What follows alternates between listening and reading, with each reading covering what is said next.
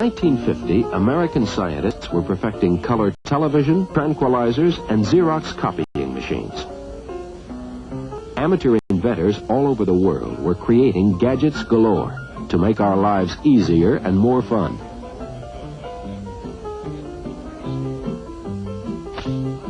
There was the radio-controlled golf caddy.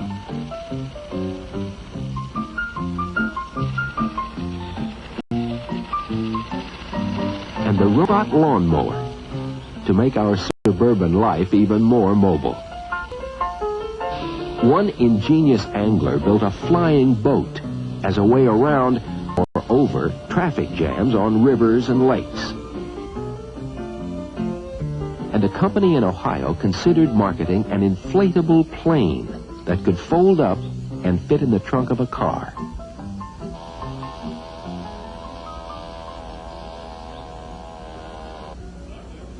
There were many advances in flying in the early 50s, like the world's largest jet helicopter, built by Howard Hughes, and radical new turboprop fighters that could take off and land vertically.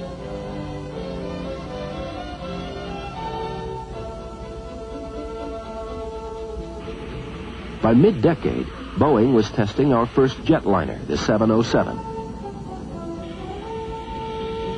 And our new intercontinental B-52s were in fail-safe positions all over the world.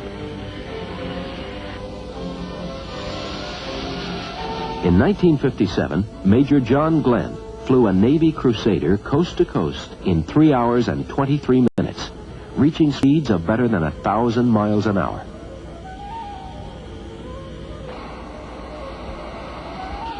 In 1959, the Navy X-15 rocket plane flew at 3,000 miles an hour and altitudes of 300,000 feet.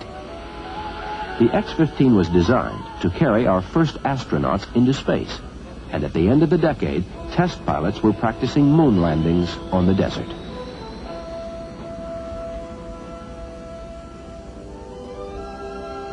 The most dramatic medical advance of the 50s was the Salk vaccine that immunized us against polio. When a bill was presented for Congress to provide free Salk vaccine to all children, Mrs. Ovita Kulp-Hobby, Secretary of Health, was horrified. She called the plan socialized medicine through the back door. Other medical news was not so good. In 1953, smoking was linked to cancer and heart disease. Cigarette consumption dipped for 2 years, but resumed its rise in '55 after the tobacco industry pumped millions into TV advertising for new filter tips. Promenade straight down the pike. It's time right now for a lucky strike.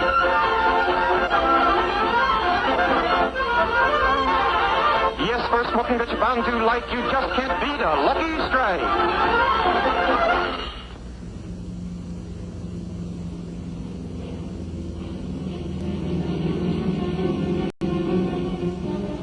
The first hydrogen bomb explosion in 1952 opened a new era of deathmanship. Since 1945, when the first A-bomb was exploded, American scientists had argued the morality of developing super bombs, perhaps 1,000 times more destructive than those dropped on Japan. The decision to create an arsenal of new nuclear weapons was made right after Russia exploded her own atom bomb in 1949.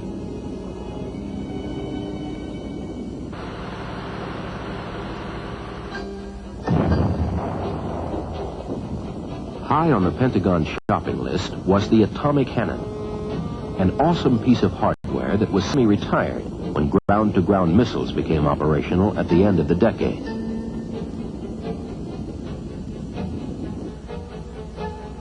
And in 1954, Mrs. Eisenhower christened the Nautilus, the world's first atomic submarine. The Nautilus could circle the globe underwater. And in 1958, the ship sailed submerged from Hawaii to Great Britain, under the North Pole.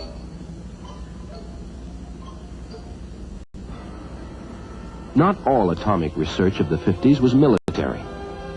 Since Hiroshima, scientists were experimenting with nuclear energy as an alternative to oil, gas, and coal. In 1957, an atomic power plant, the pilot model for 3 Mile Island, was proudly unveiled to the public.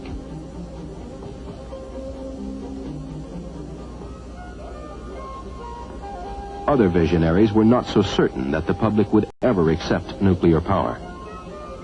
Fearful of another oil cutoff after Iran's refineries were nationalized in '51, scientists began to experiment with solar batteries.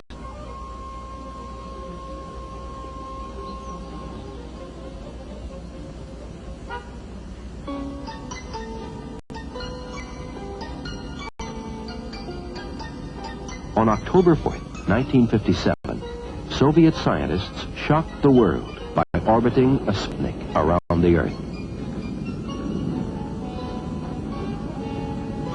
We were worried that if the Russians could launch a baby moon in outer space, they'd certainly reach America with intercontinental missiles.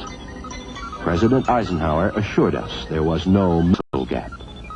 Speed of progress in the satellite project cannot be taken as an index of our progress in ballistic missile work. Our satellite program has never been conducted as a race with other nations. I consider our country's satellite program to be well designed and properly scheduled to achieve the scientific purposes for which it was initiated.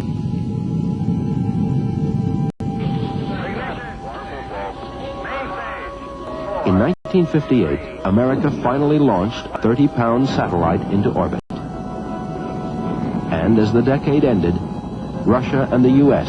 set their sights on the moon.